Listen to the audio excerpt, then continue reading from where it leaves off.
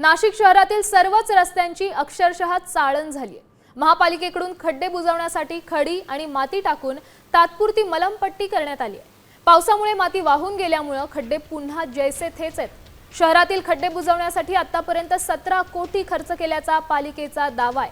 मात्र रस्त्यावर खड्ड्यांचं साम्राज्य असल्यामुळे 17 कोटींचा खर्च कुठे गेला असा सवाल उपस्थित होतोय।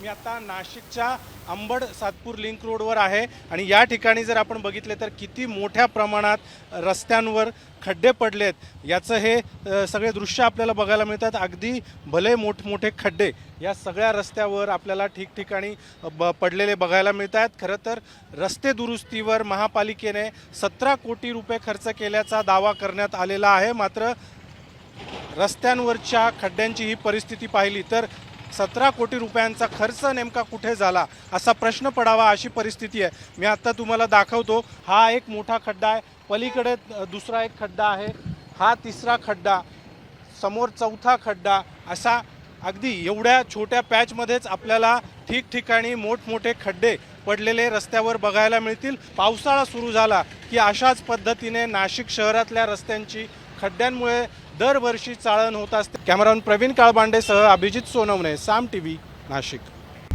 आता isakal.com आहे देशातील नंबर 1 ची मराठी न्यूज वेबसाईट। प्रत्येक अपडेटसाठी isakal.com ला नक्की भेट द्या।